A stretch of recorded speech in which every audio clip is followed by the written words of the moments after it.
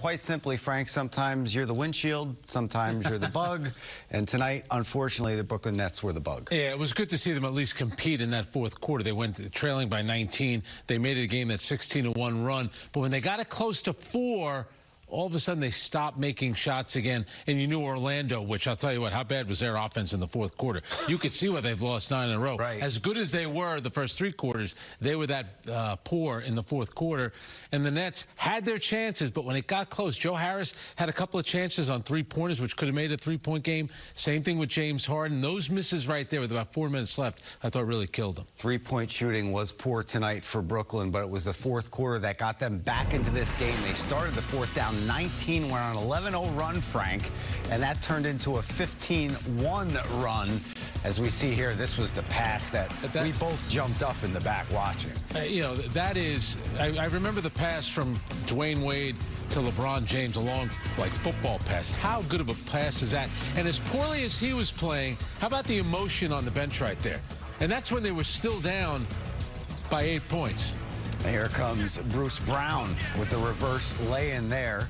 And he's going to get another layup here on another look from Harden over Mo Bamba, and Brown is pumped up as well. It led to another timeout for Steve Clifford and the Magic. And then Kyrie Irving, tough shot on the baseline. Yeah, the Nets starting out on that 16-1 run. This is when they had their chance, when they were only down 6. But Vucevic hits a tough shot. That was the first field goal for Orlando after starting out 0 for 9 in the fourth quarter. Fournier and Vucevic, Frank, decimated the Nets tonight, along with Gordon. They really did. This Harden 3 gives them a chance. They're down 111-105. Then they fouled Vucevic. He made 1 of 2. After he missed the second, they get the rebound. Look what happens there with Aaron Gordon with the tap-in.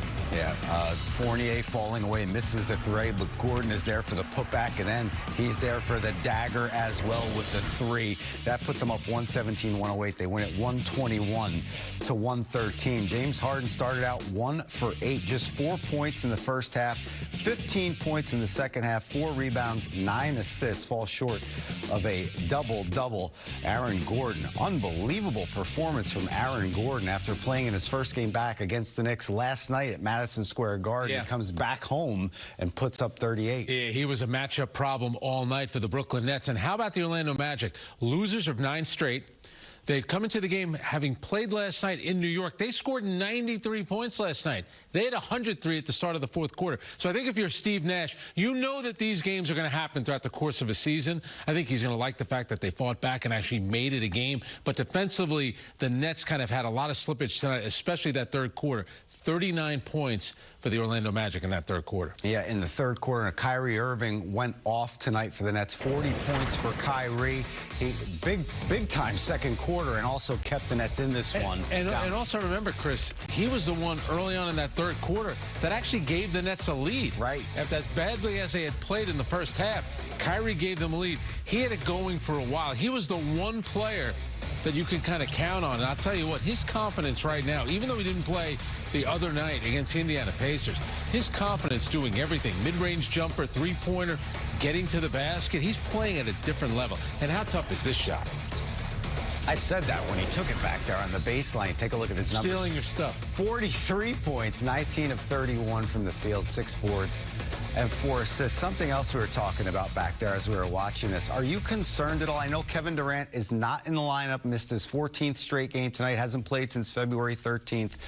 But on the defensive side, Aaron Gordon, especially a big who could stretch the defense, is that concerning to you moving forward? And also Vucevic, who's a big body who can shoot. I think for the Brooklyn Nets, I think a big issue with them, again, is navigating your way through an NBA regular season. You think about the win that they had the other night, down 16, they came back and won.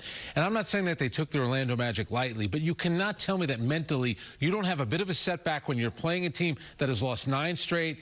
They're on a back-to-back, so you maybe go into the game mentally not as into it as you should be. That's not an excuse. And Steve Nash is going to be upset about it, but I think defensively, there'll be some things. Sometimes it's good after a loss like this. You get in the film room, you bring the team in, and then you start going over things that you need to work on. Every once in a while, believe it or not, Chris, a loss isn't the worst thing. No, it's not the worst thing, and you're not going to win every single game. And Frank and I aren't going to win every single post game either. I don't even know What is that makes supposed to mean? We're losing this one?